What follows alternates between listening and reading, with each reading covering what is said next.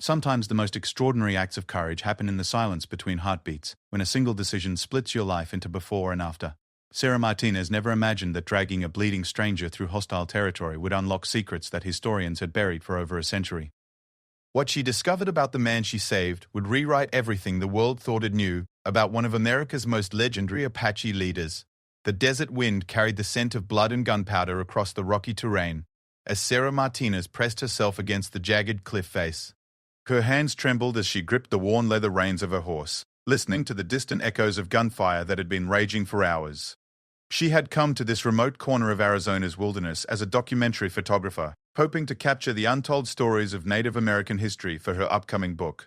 Instead, she found herself trapped in what appeared to be a deadly standoff between federal agents and unknown assailants. Sarah had been camping alone for 3 days in the Dragoon Mountains, following leads about forgotten Apache settlements that might hold clues to her research. At 28, she was already building a reputation as a fearless photojournalist who went where others wouldn't dare. Her grandmother's stories about their Apache ancestry had always fascinated her, driving her to document the real history that textbooks often ignored or misrepresented. The morning had started peacefully enough. Sarah woke before dawn, as was her habit, to catch the golden light that made the desert landscape come alive in her photographs. She had been tracking what appeared to be old Apache trails, marked by subtle signs that most people would never notice. Broken twigs arranged in specific patterns, stones stacked in ways that seemed natural but weren't, and worn paths that disappeared and reappeared, according to ancient knowledge. As she followed one particularly promising trail deeper into a narrow canyon, the first shots rang out. The sound echoed off the canyon walls, making it impossible to determine exactly where the gunfire was coming from. Sarah's military training kicked in immediately. She had served 2 tours as a combat photographer in Afghanistan before returning to civilian life, and those instincts never really left her. She quickly led her horse to cover behind a large boulder and began scanning the area through a telephoto lens. What she saw through her camera made her blood run cold. Federal agents in tactical gear were positioned along the ridge above, their weapons trained on something below. She could make out at least 6 agents, all wearing the distinctive patches of various law enforcement agencies. This wasn't some random encounter, it was a coordinated operation. Moving carefully to get a better vantage point, Sarah climbed higher up the rocky slope, her camera bag slung across her back. From her new position, she could see down into a small clearing where the agent seemed to be focused. At first, she saw nothing but rocks and scrub brush. Then movement caught her eye. A man was crouched behind a fallen log, clearly wounded and trying to stay hidden. Even from a distance, Sarah could see dark stains on his clothes that could only be blood. He appeared to be older, perhaps in his 70s, with long grey hair and weathered features. Something about his posture and the way he moved suggested he was experienced in combat despite his obvious injuries. The standoff continued for what felt like hours. Sarah remained hidden, documenting what she could see while trying to understand what was happening. The wounded men below seemed to be alone, facing overwhelming odds. Whatever had brought federal agents to this remote location with such force, it was clearly serious. As the sun climbed higher, the desert heat became oppressive. Sarah could see the man below growing weaker, his movements becoming more labored. The agents maintained their positions, apparently content to wait him out rather than risk a direct confrontation. It was a siege, and Sarah realized she was witnessing something that would never make it into official reports. The breakthrough came when Sarah noticed something that the agents couldn't see from their elevated positions. There was a narrow ravine that ran along the base of the canyon wall, hidden by overhanging rocks. If someone could reach it, they might be able to move unseen. More importantly, she realized that the wounded man below probably knew about this passage too, but his injuries were preventing him from reaching it. Sarah faced a decision that would haunt her for the rest of her life. She could remain hidden and safe, documenting whatever happened next. Or she could try to help a stranger who might be a dangerous criminal for all she knew. Her journalistic training told her to observe and record. Her conscience told her something else entirely. The deciding moment came when she saw the man collapse completely behind his makeshift shelter. Through her telephoto lens, she could see that he was losing consciousness from blood loss. If someone didn't help him soon, he would die regardless of what the federal agents intended. Sarah made her choice. Moving as quietly as possible, she began working her way down the canyon wall toward the hidden ravine she had spotted. Every step was calculated to avoid detection by the agents above, who were focused on the clearing where they last saw their target. Sarah's military experience proved invaluable as she navigated the treacherous terrain without making a sound. The descent took nearly an hour. By the time she reached the bottom of the canyon, Sarah was exhausted, and her hands were scraped raw from gripping the rocky surfaces. But she had successfully reached the concealed passage without being detected. Now came the hardest part. The ravine was exactly as she had hoped. A natural tunnel formed by centuries of water erosion and fallen rocks. It ran parallel to the canyon floor, hidden from view above. Following it carefully, Sarah was able to move to within 50 yards of where the wounded man lay. Getting his attention without alerting the agents required all of Sarah's ingenuity. She found a small stone and threw it so that it landed near his position. The man's head turned slightly, and Sarah could see his eyes searching for the source of the sound. She threw another stone, this time making sure it landed in a way that would direct his gaze toward her hiding spot. When their eyes met across the distance, Sarah felt a jolt of recognition, though she couldn't place where she might have seen this man before. His face was lined with age and pain, but his eyes held an intelligence and intensity that was unmistakable. He studied her for a long moment, probably trying to determine if she was friend or foe. Sarah held up her hands to show she was unarmed, then pointed toward the ravine. The man's expression changed as he understood what she was offering. He gave an almost imperceptible nod, then began the agonizing process of crawling toward her position. The next few minutes were the longest of Sarah's life.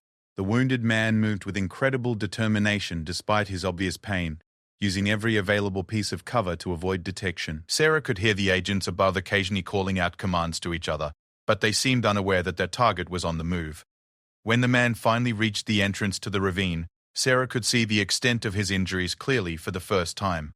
He had been shot at least twice, once in the shoulder and once in the leg. His clothes were soaked with blood, and his breathing was labored. Without immediate medical attention, he wouldn't survive much longer. Working together in absolute silence, they made their way through the narrow passage. Sarah supported as much of the man's weight as she could, while he used his remaining strength to keep moving. The ravine twisted and turned, sometimes requiring them to crawl on their hands and knees, sometimes opening up enough for them to walk bent over. After what seemed like an eternity, they emerged from the passage nearly a mile from where the standoff was taking place. Sarah's horse was still hidden where she had left him, and she quickly helped the wounded man mount behind her. As they rode away from the area, Sarah could still hear occasional gunfire echoing from the canyon they had just escaped. They rode hard for several hours, putting as much distance as possible between themselves and the federal agents. Sarah knew of an abandoned mining cabin deeper in the mountains where they could take shelter. It wasn't much, but it would provide cover and had a well that still produced clean water. By the time they reached the cabin, the wounded man was barely conscious. Sarah helped him down from the horse and got him inside, where she could better assess his condition. Her military first aid training kicked in as she examined his wounds. The shoulder injury was serious, but not immediately life-threatening. The leg wound was worse, having nicked an artery that was still bleeding despite the makeshift bandages he had applied. Working by the light of an old kerosene lamp she found in the cabin, Sarah cleaned and dressed both wounds as best she could. She had a comprehensive first aid kit in her photography gear, something that had saved her life more than once during her overseas assignments. The man drifted in and out of consciousness as she worked, occasionally muttering words in what sounded like Apache. As night fell, Sarah kept watch while her unexpected patient slept fitfully. She had so many questions about what she had witnessed, but those would have to wait. Right now, her focus was on keeping this stranger alive until morning, when she could hopefully get him to proper medical care. The cabin provided exactly the shelter they needed. Built during the mining boom of the early 1900s, it was constructed from local stone and heavy timber that had weathered decades of desert storms. Though abandoned for years, the structure was still solid. Sarah found some old blankets in a trunk that, while musty, were clean enough to provide warmth during the cold desert night. As she sat watching over the wounded man, Sarah couldn't shake the feeling that she had stumbled into something much larger than a simple law enforcement operation. The level of federal response she had witnessed suggested this was no ordinary fugitive. The man's obvious familiarity with the terrain and his ability to evade capture for hours despite serious injuries spoke to military or survival training that went far beyond what most criminals possessed. Throughout the night, the man's fever climbed. Sarah did what she could to keep him comfortable, using wet cloths to cool his forehead and forcing small amounts of water between his lips whenever he was conscious enough to swallow. During his more lucid moments, he would look at her with those penetrating eyes, and she sensed he was trying to decide how much he could trust her. Dawn came slowly, painting the desert in shades of pink and gold that Sarah would normally have found beautiful. But her attention was focused entirely on her patient, who seemed weaker than he had been the night before. She knew he needed proper medical attention soon, but taking him to a hospital would inevitably lead to questions she wasn't prepared to answer. As the first rays of sunlight streamed through the cabin's single window, the man's eyes opened and focused on Sarah's face. For the first time since she had found him, he seemed fully alert and aware of his surroundings. "Water," he whispered, his voice rough from hours of fever and pain. Sarah quickly brought him a cup from the well, supporting his head as he drank slowly. The simple act of providing this basic comfort created an unexpected moment of intimacy between strangers who had shared a life-or-death experience. "You saved my life," he said quietly, his English accented but clear. Why? It was a question Sarah had been asking herself all night. "I couldn't just watch you die," she replied honestly. "Whatever you've done, whatever brought those agents after you, I couldn't stand by and do nothing." The man studied her face intently. "You don't know who I am." "No," Sarah admitted. "Should I?" A ghost of a smile crossed his weathered features. "Perhaps it's better that you don't. Not yet." He paused, wincing as he tried to shift position. "What's your name?" "Sarah Martinez," she replied. "I'm a photographer, working on a book about Apache history." At the mention of Apache history, something changed in the man's expression. His eyes became more guarded, more calculating. "What kind of history?" "The real kind," Sarah said, "not the sanitized version they teach in schools. I'm trying to document the true stories of Apache leaders and their resistance against the U.S. government. My grandmother always said our family had Apache blood, and I want to honor that heritage by telling the truth about what happened." The man was quiet for a long time, his eyes never leaving Sarah's face. Finally, he spoke again. "Your grandmother was Apache. She claimed to be descended from Chiricahua Apache, but I've never been able to verify it. Family stories get mixed up over the generations, you know? But something about this land, these mountains, feels familiar to me in a way I can't explain." Another long silence. Sarah could see that the man was struggling with some internal debate, weighing his words carefully. When he finally spoke, his voice carried a weight that made Sarah pay closer attention. "The agents who were hunting me, they're part of a task force that's been trying to suppress certain historical documents. Information that would change how people understand the Apache Wars and what really happened to some of the leaders who were supposed to have died or disappeared." Sarah felt her pulse quicken. This was exactly the kind of story she had come looking for, though not in the way she had expected to find it. What kind of information? The kind that powerful people have spent more than a century trying to keep buried. He replied, "Documents that prove some of the most famous Apache leaders survived much longer than official history claims. Records that show continued resistance movements operating well into the 20th century. Evidence of government cover-ups and falsified death certificates." The implications of what he was saying began to dawn on Sarah. If he was telling the truth, he wasn't just some random fugitive. He was someone with access to historical documents that could rewrite the accepted narrative of American history. "Who are you?" she asked quietly. The man looked out the cabin window at the desert landscape beyond, his expression distant and thoughtful. "That's a question I'll answer tomorrow, if we both live that long. Right now, you need to know that helping me has put your life in danger. Those agents will eventually figure out that someone helped me escape, and they'll come looking for answers." Sarah felt a chill, despite the warming desert air. "Are you saying I should have left you to die?" "I'm saying you should understand the consequences of the choice you made," he replied seriously. "But I'm also saying that if you're truly committed to uncovering Apache history, you may have stumbled into the story of a lifetime." As if to emphasize his point, they both heard the distant sound of helicopters echoing across the desert. The search was expanding, and it was only a matter of time before the authorities discovered the abandoned cabin. The wounded man struggled to sit up, his face pale but determined. "We need to move," he said. "There's a place deeper in the mountains where we'll be safe, but we have to go now." Sarah quickly gathered her equipment and helped him to his feet. As they prepared to leave the cabin that had provided temporary shelter, she realized that her life had irrevocably changed. She had set out to document history, but instead, she had become part of it. The helicopters were getting closer, their rotors churning the desert air as they searched the canyon systems methodically. Sarah helped the wounded man mount her horse once again, and they set off deeper into the wilderness. Behind them, their brief sanctuary grew smaller and smaller until it disappeared entirely among the rocks and scrub brush. As they rode toward an uncertain future, Sarah couldn't shake the feeling that the man she had saved was carrying secrets that went far beyond simple historical documents. There was something about his bearing, his knowledge of the terrain, and the intensity of the federal response that suggested she had stumbled into a mystery that was still very much alive. The morning sun climbed higher as they disappeared into the labyrinthine canyons of the Draboon Mountains. Two unlikely allies bound together by circumstances neither had anticipated. Sarah had come looking for the past, but she was beginning to realize that the past was not as buried as everyone believed. Tomorrow, she would learn just how alive history could be. The sound of helicopters faded behind them as Sarah guided her horse through increasingly treacherous terrain. Her passenger remained conscious but clearly weakening with each passing hour. Blood had begun seeping through the bandages she had applied, and his breathing had become more labored. They needed to reach shelter soon, or all her efforts to save him would be meaningless. The wounded man directed her along paths that seemed to exist only in his memory. Sometimes they followed what appeared to be game trails.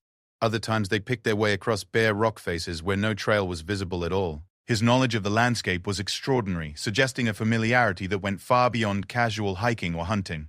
"There," he said weakly, pointing toward what looked like an impenetrable wall of rock, behind the split boulder. Sarah squinted in the direction he indicated, and finally saw what he meant. A massive boulder had been split by some ancient geological force, creating a gap just wide enough for a horse and rider to pass through. As they approached, she realized that the opening was completely invisible from any other angle. Someone would have to know exactly where to look to find it. Beyond the split boulder lay a hidden valley that took Sarah's breath away. It was perhaps a quarter-mile across, completely enclosed by towering canyon walls that rose several hundred feet on all sides. A spring bubbled up from the center of the valley floor, creating a small stream that supported cottonwood trees and lush grass. Ancient pictographs covered the canyon walls, and Sarah could see the remains of what appeared to be very old structures built into natural caves and ledges.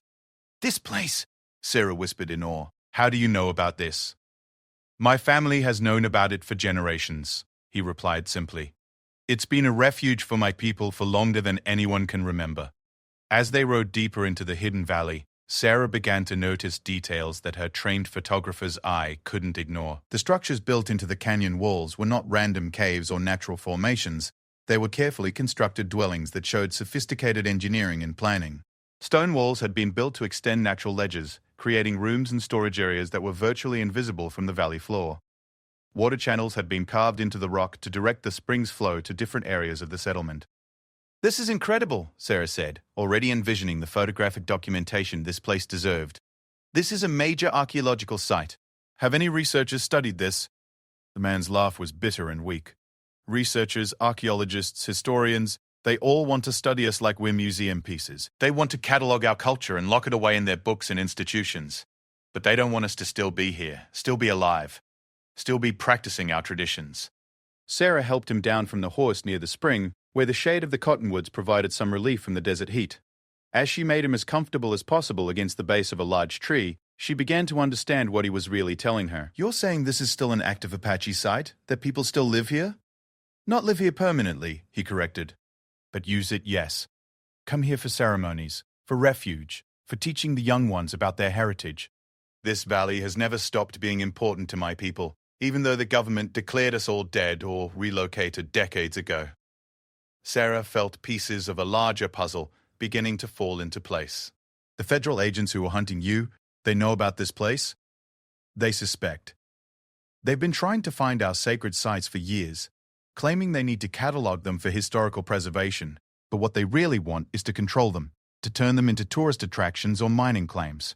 They can't stand the idea that we never truly surrendered, that we've maintained our connection to these lands despite everything they did to break us."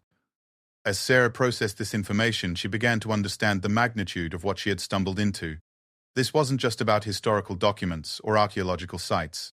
This was about a living culture that had been forced underground but never destroyed. "You need medical attention," she said, checking his bandages again. "The bleeding hasn't stopped completely and you're showing signs of infection. Is there someone who can help us here?" The man nodded weakly. "There should be supplies hidden in the main cave. Medicine, food, water purification tablets.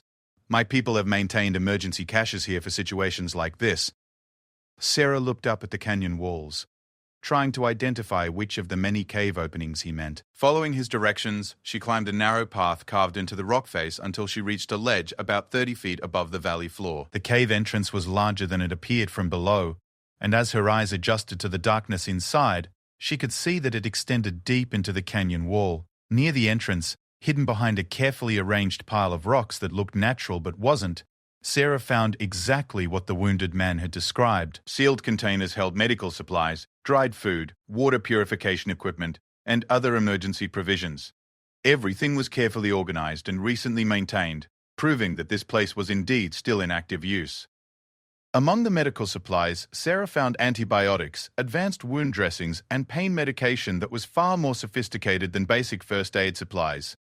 Someone had taken great care to ensure that this cache could handle serious medical emergencies. As she gathered what she needed, Sarah noticed something else that made her pause. In one corner of the cave, protected by waterproof coverings, were document tubes and storage boxes. Her curiosity overwhelmed her caution, and she carefully opened one of the tubes. Inside were hand-drawn maps of the surrounding area, showing not just geographical features but also the locations of other hidden sites, safe routes through the mountains, and areas to avoid. The level of detail was extraordinary, representing knowledge accumulated over generations. But it was the documents in one of the storage boxes that truly shocked her. These weren't just maps and survival guides, they were letters, photographs, and official papers dating back over a century. Sarah's hands trembled as she examined photographs of Apache leaders she recognized from her research, but in these pictures, they looked older than they should have according to official historical records. One photograph in particular made her gasp out loud. It showed a group of Apache men in what appeared to be early 20th century clothing, standing in front of this very cave. One of the men in the center of the group looked remarkably similar to the wounded man she had just rescued, allowing for the differences in age and dress. The resemblance was so striking that it couldn't be coincidental. Sarah quickly gathered the medical supplies and climbed back down to where her patient was waiting. As she cleaned his wounds with proper antiseptic and applied fresh bandages, she couldn't stop thinking about what she had seen in the cave. "The document's up there," she said carefully as she worked. They show this place has been in continuous use for a very long time. More than 100 years, he confirmed. Through the Apache Wars, through the reservation period, through all the attempts to destroy our culture and relocate our people, this valley has been a constant. And the photographs? I saw pictures of Apache leaders who were supposed to have died in the 1800s, but they looked like they were taken much later. The man was quiet for a long time, as Sarah finished changing his bandages. The antibiotics and pain medication from the cave supplies were already beginning to take effect, and his color was improving noticeably. "What do you know about Geronimo?" he asked finally. Sarah paused in her work. He was probably the most famous Apache leader, led the last major resistance against the U.S. Army, was captured in 1886 and died in captivity at Fort Sill, Oklahoma in 1909. Why? And what do you know about his son, Chapo? He died young, I think. Disease, maybe? The records aren't very clear. The records aren't clear about a lot of things, the man said quietly. What if I told you that some of the most important Apache leaders never really died when the history books say they did? What if the government had reasons to falsify death records and create fake graves to end the search for men who had escaped and were still fighting? Sarah felt her world shifting again. Are you saying some of the famous Apache leaders faked their deaths and continued operating in secret? I'm saying that the US government had a very strong interest in convincing the world that Apache resistance was completely crushed. Having legendary leaders still at large, still inspiring others to fight, was unacceptable. So, when some of those leaders managed to escape or disappear, it was easier to declare them dead than to admit they couldn't be captured. The implications of what he was suggesting were staggering. Sarah had spent years researching Apache history, and she thought she understood the basic timeline of events. But if what this man was telling her was true, the official narrative was not just incomplete but deliberately falsified. The federal agents who were hunting you, she said slowly, they're not just trying to suppress historical documents. They're trying to suppress evidence that some Apache leaders survived much longer than anyone knows, and that their descendants might still be carrying on their work, he added significantly.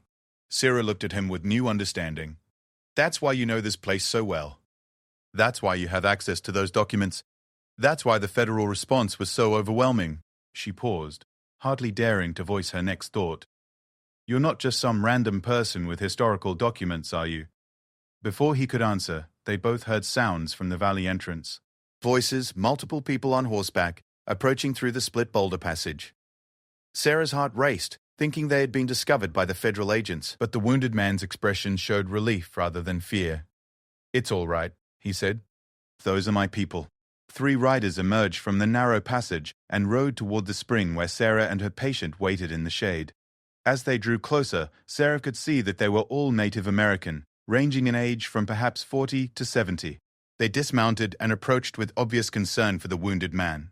"Grandfather," the youngest of the 3 said in English, though Sarah suspected they were all more comfortable speaking Apache. "We heard the helicopters and gunfire. Are you hurt badly?" "I'll live thanks to this woman," he replied, indicating Sarah. "She risked her life to help me escape."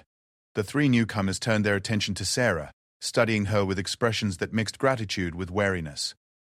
She understood their caution. For all they knew, she could be an undercover agent or someone who might betray their location to the authorities. "She knows about the documents," the wounded man continued. "She's been researching Apache history, trying to tell the true story of our people." The oldest of the 3 men stepped forward and extended his hand to Sarah. "I'm Thomas Martinez," he said. "Thank you for helping our elder." Sarah shook his hand, noting the irony of their shared surname. "Sarah Martinez. I'm a photographer and journalist." "Martinez," Thomas repeated thoughtfully. "Your family name. Where does it come from?" "Spanish colonial settlers, as far as I know," Sarah replied. "Though my grandmother always claimed we had Apache blood too. I've never been able to prove it." The 3 men exchanged glances that Sarah couldn't interpret. Thomas spoke quietly to the wounded man in Apache, and Sarah caught enough words to understand they were discussing her background and whether she could be trusted. "Your grandmother," the wounded man said finally. "What was her name?" "Maria Elena Martinez. She died when I was 12, but she used to tell me stories about Apache warriors and hidden treasures in the desert. I always thought they were just folk tales." Another rapid conversation in Apache followed. Sarah felt like she was being evaluated, though she wasn't sure what criteria they were using. Finally, the wounded man made what appeared to be a decision. "Sarah," he said formally, "I want you to meet my grandson Thomas and my great-grandsons David and Michael." He paused, meeting her eyes directly. "And tomorrow, when I'm stronger, I want to tell you about your grandmother Maria Elena and why her stories weren't folktales at all." "You knew my grandmother?" "I knew her very well," he said quietly. "She was my daughter." The silence that followed was broken only by the sound of water flowing from the spring and wind moving through the cottonwood leaves. Sarah stared at the wounded man she had risked everything to save, trying to process what he had just told her. "That's impossible," she whispered. "My grandmother died in 1995. If you're her father, you'd have to be well over 100 years old." "I am well over 100 years old," he replied calmly. "I was born in 1901, which makes me 125 this year. And yes, Maria Elena was my daughter. She was also the granddaughter of one of the most famous Apache leaders in history." Sarah's mind reeled. If what he was saying was true, then her research into Apache history had been more personal than she ever imagined. But the math seemed impossible, the claims too extraordinary to believe. "Who?" she asked faintly. "Which Apache leader?" The old man smiled, and for the first time since she had found him bleeding in the desert, he looked truly at peace. "That story will have to wait until tomorrow," he said. "But I will tell you this much. Your great-great-grandfather never died when the history books say he did. He lived long enough to see his great-great-granddaughter grow up to become a journalist determined to tell the truth about our people's history. He would have been very proud." As night fell over the hidden valley, Sarah sat by the spring trying to absorb everything that had happened. In the space of 2 days, she had gone from researching Apache history to becoming part of it, from documenting the past to discovering that the past was not as distant as she had believed. The wounded man, her grandfather, slept peacefully nearby, his breathing steady and strong. The antibiotics and proper medical care had worked their magic, and Sarah could see that he would recover fully. Tomorrow, she would learn the rest of the story. Tomorrow, she would discover exactly who she had saved and why his true identity had been worth killing to protect. Above them, the canyon walls rose like ancient guardians, keeping their secrets safe for another night. The pictographs painted by countless generations seemed to watch over the small group gathered around the spring, as if the ancestors themselves were bearing witness to this moment of revelation. Sarah had come to the desert searching for stories about Apache leaders who had died over a century ago. Instead, she had found one who was very much alive and learned that she was part of his story in ways she never could have imagined. Tomorrow would bring answers to questions she had been asking her entire life, and probably raise new questions she hadn't even thought to ask. In the distance, the sound of helicopters had finally faded completely. The federal agents would continue their search, but they would never find this hidden valley. Like so many secrets of the Apache people, it would remain protected by the desert itself and by the descendants of warriors who had never truly surrendered. As Sarah drifted off to sleep under a canopy of desert stars, she realized that her life's work was just beginning. The story she had been trying to tell was far from over, and she was no longer just its chronicler. She was part of the story itself, and tomorrow she would learn just how remarkable that story truly was. Sarah woke to the sound of morning birds calling across the hidden valley. The events of the previous 2 days felt like a dream, but the evidence was all around her. The wounded man who claimed to be her grandfather sat by the spring, looking remarkably stronger. After a full night's rest and proper medical treatment, his color had returned, and though he moved carefully, he was clearly on the path to recovery. Thomas had prepared a simple breakfast from supplies cached in the cave, and the smell of coffee brewing over a small fire was wonderfully normal. After everything they had experienced, as Sarah joined the group around the fire, she felt a mixture of anticipation and nervousness about the revelations that were promised to come. "You look better this morning," she said to the old man, settling beside him on a flat rock that served as a natural bench. "I feel better," he replied, his voice stronger than it had been since she first found him. "Strong enough to tell you the story I promised, if you're ready to hear it." Sarah nodded, pulling out her digital recorder and camera. "May I document this?" "I understand if you'd rather I didn't, but this could be the most important historical testimony ever recorded." The old man considered this for a moment, then looked at his descendants who had joined them around the fire. "What do you think? Is it time?" Thomas, who appeared to be the spokesperson for the younger generation, spoke carefully. "The world is changing, grandfather. The old reasons for secrecy may not apply anymore. And if Sarah is truly family, if she's committed to telling our story accurately, perhaps it's time for the truth to be known." "Very well," the old man said, turning back to Sarah. "But understand that what I'm about to tell you could put you in danger. There are powerful people who have spent more than a century keeping these secrets buried. By knowing the truth, you become a threat to them." Sarah activated her recorder and checked her camera settings. "I understand the risks. Tell me your story." The old man gazed out across the hidden valley, his eyes focusing on something far beyond the canyon walls. When he spoke, his voice carried the weight of more than a century of memory. "My name is Daklugi," he said quietly. "I am the son of Jur, chief of the Nedni Apache, and I was the adopted son and nephew of Geronimo himself. The history books say I died in 1955 at the Mescalero Reservation in New Mexico, but as you can see, I'm very much alive." Sarah felt her hands trembling as she held the camera. Daklugi was a legendary figure in Apache history, one of the last great war leaders who had fought alongside Geronimo in the final campaigns against the U.S. Army. If this man was telling the truth, she was sitting across from living history. "But that's impossible," she said weakly. "If you're really Daklugi, you'd be well over 130 years old. The records show he was born around 1890. The records are wrong about many things," Daklugi replied patiently. "I was actually born in 1901, which makes the math more reasonable if still extraordinary. And yes, I am 125 years old. My people have always been known for our longevity, when we're able to live according to our traditional ways and stay connected to the land." He paused to sip his coffee, gathering his thoughts for the story ahead. "What the history books don't tell you is that my supposed death in 1955 was carefully arranged. The U.S. government needed Apache resistance to be completely finished, all the famous leaders dead and buried. But some of us were still alive, still working to preserve our culture and protect our people." Sarah struggled to process what she was hearing. "You're saying the government faked your death?" "By 1955, I realized that being officially dead would allow me to work more effectively than being constantly watched and harassed as a living symbol of Apache resistance. So, we arranged for my death and burial, complete with death certificate and newspaper obituaries. Meanwhile, I disappeared into the desert to continue my real work." "Which was what?" Preserving our sacred sites, maintaining our traditional practices, and protecting the historical truth about what really happened during the Apache Wars. The government version of events was full of lies and distortions designed to make their genocide seem justified and complete. Sarah felt pieces of her own family history beginning to fall into place. And my grandmother Maria Elena was part of this?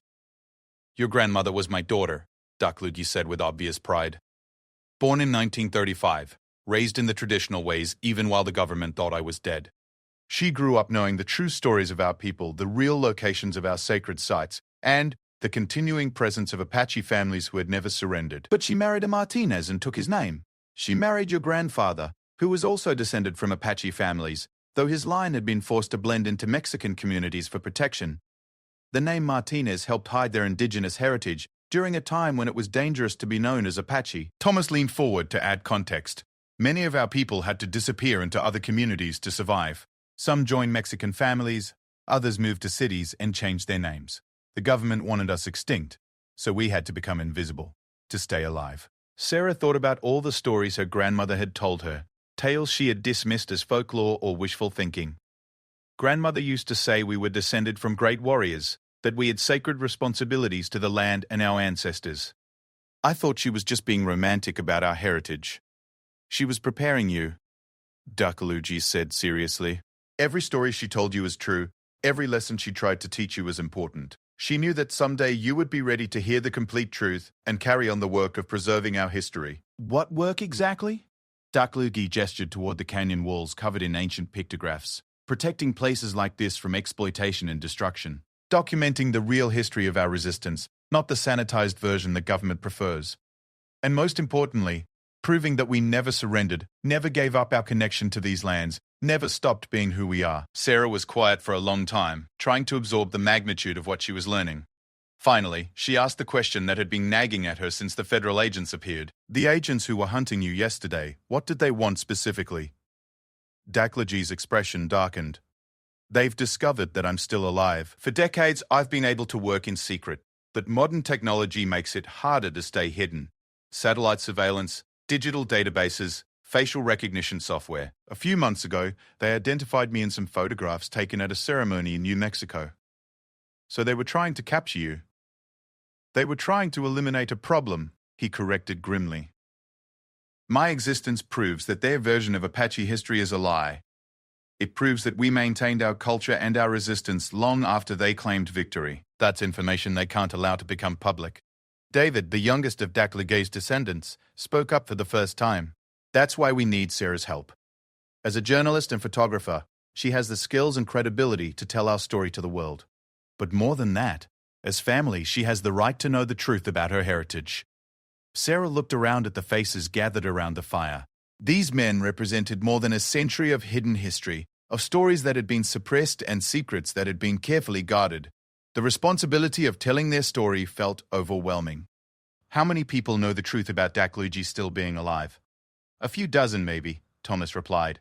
Members of our extended family, trusted elders at various reservations, a few historians and activists who can be counted on to keep secrets until the time is right. And you think the time is right now? Daklugi nodded slowly. I'm 125 years old, Sarah. I won't live forever, even with good genes and traditional medicine. Before I die, the world needs to know what really happened to our people and what's still happening. The government is still trying to destroy our sacred sites, still trying to erase our culture, still lying about our history. What about the other Apache leaders? Sarah asked. Were any others still alive longer than the official records show? Several, Daklugi confirmed. Geronimo himself lived until 1919, not 1909 as the records claim. Naichi survived until 1928, not 1921. Chato lived well into the 1930s, though he was officially dead in 1894. We learnt early that being dead gave us freedom to work without constant surveillance. Sarah felt like she was receiving a masterclass in hidden American history. Every fact she thought she knew was being revealed as incomplete or deliberately falsified. Where are the documents that prove all this? The photographs, the letters, the evidence? Daklugi smiled and pointed toward the cave where Sarah had found the medical supplies. Some are here. Some are hidden in other sacred sites throughout the Southwest. We've maintained an extensive archive for more than a century, waiting for the right time to reveal it. And you think that time is now? I think the time is coming very soon, he replied. The federal agents who found me aren't going to give up. They'll keep searching, keep trying to suppress the truth. But with your help, we can get our story out before they can stop us. Sarah stood up and walked to the edge of the spring, looking up at the canyon walls that had protected this place for generations. The weight of responsibility was enormous, but so was the opportunity. This could be the story that changed how America understood its own history. What would you need from me? She asked finally. Document everything, Ducklugi said immediately. Photograph the sites, record our testimonies, copy the historical documents. Then find a way to get it all into the hands of people who can protect it and share it widely. And be prepared to disappear for a while, Thomas added seriously. Once you publish this story, you'll become a target, just like grandfather has been. You'll need to be very careful about your safety. Sarah thought about her career, her apartment in Phoenix, her comfortable life as a freelance photographer and journalist. All of that would change if she took on this responsibility. But she also thought about her grandmother, Maria Elena, and all the stories that had shaped her childhood, all the questions about her heritage that had driven her to become a documentary photographer in the first place. I'll do it, she said quietly. I'll tell your story. The next several hours were unlike anything Sarah had ever experienced. Ducklugi took her through the hidden valley and showed her sites that had been sacred to the Apache people for centuries. He explained the meaning of the pictographs on the canyon walls, some of which documented events from the Apache Wars that had never appeared in any history book. In the main cave, surrounded by the archived documents that had been carefully preserved for over a century, Ducklugi told her stories that challenged everything she thought she knew about American history. He showed her photographs of Apache leaders taken decades after their supposed deaths, letters written in their own hands describing their ongoing resistance efforts, and maps showing networks of hidden communities that had survived well into the modern era. Most significantly, he showed her documents that proved the US government had systematically falsified historical records to support their narrative of complete victory over indigenous resistance. Death certificates had been fabricated, graves had been faked, and entire communities had been erased from official existence. This is explosive, Sarah said, photographing page after page of evidence. This could change everything about how Americans understand their own history. That's exactly why it's been suppressed for so long, Ducklugi replied. Admitting that Apache resistance continued long after the official end of the Indian Wars would undermine the entire mythology of American expansion and manifest destiny. As the sun began to set on Sarah's second day in the Hidden Valley, she realized that her life had been completely transformed. She was no longer just a photographer documenting history. She was the keeper of secrets that could rewrite that history entirely. But she was also aware that the danger was far from over. The federal agents who had been hunting Ducklugi were still out there, and they would not give up easily. Publishing this story would require careful planning and multiple safeguards to protect both the information and the people involved. What happens now? She asked as they gathered round the fire for their final evening together. Now you go back to the world and begin preparing to tell our story, Ducklugi said.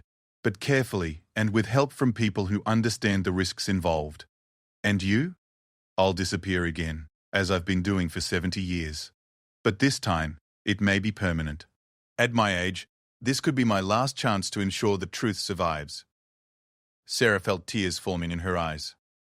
She had just found her grandfather, learned the truth about her heritage, and discovered the story of a lifetime. The thought of losing him again so soon was almost unbearable. There's something else, Ducklugi said gently.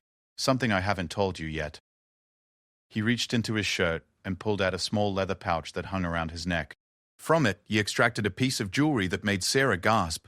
It was a silver and turquoise pendant that she recognized immediately. Grandmother's necklace, she whispered. She always wore this. It was buried with her. No, Ducklugi said with a smile. What was buried with her was a replica I had made. This is the original, and it belongs to you now. He fastened the necklace around Sarah's neck, and she felt an immediate connection to all the generations of women who had worn it before her. The weight of it against her chest was comforting and empowering at the same time. This necklace has been worn by the women of our family for 6 generations, Ducklugi explained. Your great-great-great-grandmother wore it during the Apache Wars. Your great-great-grandmother wore it while hiding from soldiers in these very canyons. Your great-grandmother, grandmother, and now you carry on that tradition. Sarah touched the pendant reverently, feeling the smooth turquoise that had been polished by so many hands over so many years. What does it mean? It means you're not just telling our story, you're living it, Ducklugi replied. You're part of an unbroken chain of Apache women who have kept our culture alive through the darkest times in our history. The next morning, Sarah prepared to leave the Hidden Valley. Her camera equipment was loaded with hundreds of photographs and hours of recorded testimony that would take months to properly analyze and organize. More importantly, her understanding of herself and her place in the world had been completely transformed. As she mounted her horse for the journey back to civilization, Daklugi took her hand one last time. "Remember," he said quietly, "you carry the stories of all our ancestors now. Tell them well, tell them completely, and tell them soon. Our people have been waiting more than a century for the truth to be known." Sarah nodded, unable to speak past the lump in her throat. She knew she might never see him again, but she also knew that his legacy was now safe in her hands. The ride out of the Hidden Valley was bittersweet. As the split boulder closed behind her, Sarah realized she was carrying more than just photographs and documents. She was carrying the responsibility of changing history itself. 6 months later, Sarah's book, The Undead, Living Apache Leaders, and the Hidden History of American Genocide, became an international sensation. The photographs from the Hidden Valley, the recorded testimonies, and the historical documents she had uncovered sparked a revolution in American historical scholarship. Universities rewrote their textbooks, museums redesigned their exhibits, and the US government was forced to acknowledge decades of falsified records and cover-ups. But for Sarah, the most important result was personal. She had found her family, learned her true heritage, and discovered her life's purpose. The necklace around her neck connected her to 6 generations of Apache women, and she knew that someday she would pass it on to the next generation along with the stories that must never be forgotten. Daklugi kept his word and disappeared again after their meeting, but Sarah knew he was still out there somewhere, watching as the truth he had protected for so long finally reached the world. The Hidden Valley remained secret, but its stories had finally found their voice. And in the desert canyons of Arizona, the ancestors smiled, knowing that their descendants had kept faith with the past while building a bridge to the future.